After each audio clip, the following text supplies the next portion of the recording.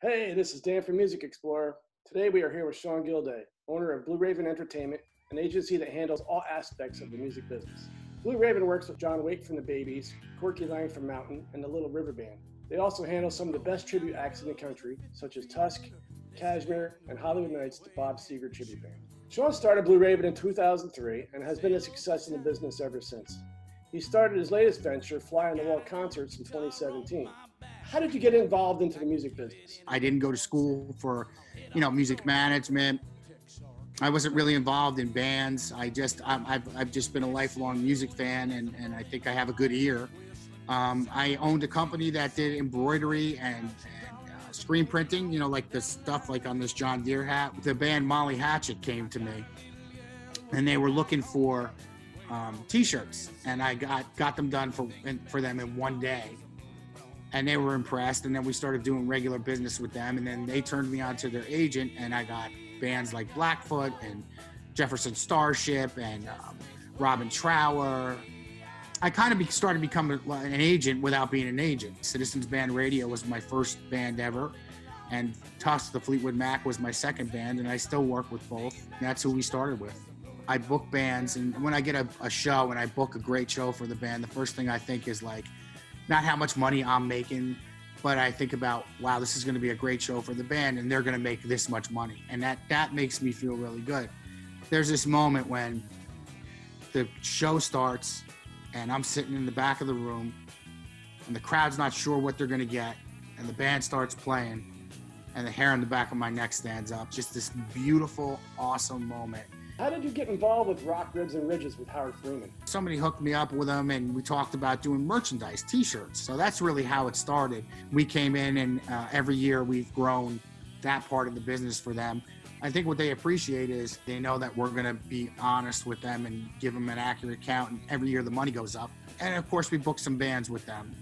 Funniest moment in the business in rock and roll?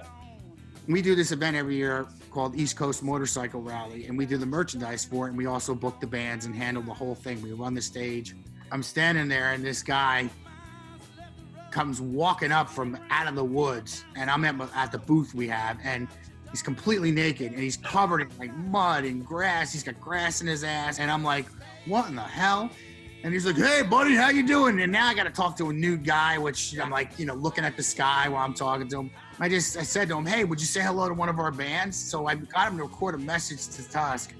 He came up with this song that he must do all the time. It's like something like, do your balls hang low? Can you tie them in a bow?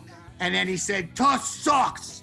And it is the funniest message. And I got him to do like 10 messages to all of our bands. I'll tell you another show that was like, I don't think it necessarily was funny, but I can laugh about it now. But we had two bands. I'll leave the name of the one band out, but the other band was CB Radio. So CB Radio gets up and plays. It was a hometown gig for them, but they were nice enough to let that band headline because we were trying to break the band at the time. The beginning of the song, the singer reaches out for the microphone and he completely misses it. And I go, boy, that's weird. And then he reaches again and he misses it. And then he just, bam, face down. He has an acoustic guitar on. He flattens the acoustic guitar. He passes out. I'm like, oh my God. So I run up and I grab him just from a safety factor, like what's wrong with him, trying to help him out. And then the guitar player that's on the left pulls his guitar off and just swings it and slams it through the amp and breaks the neck and then storms off. So CB Radio had to get their drummer to come back, and CB Radio did a second show, and that kind of saved the day, thank God. But the singer was playing his acoustic guitar and flattened it and broke it. And the guitarist who smashed his guitar through the amp, that was actually the singer's guitar too. He was just borrowing it. So the singer who passed out lost two guitars that night. My advice to the band at the end of the night, I'm not kidding you, I said, you guys go home and you break up.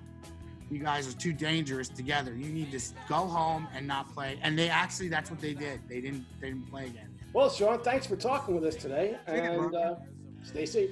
Yep, you too. We appreciate what you do, and thank you so much for having me on.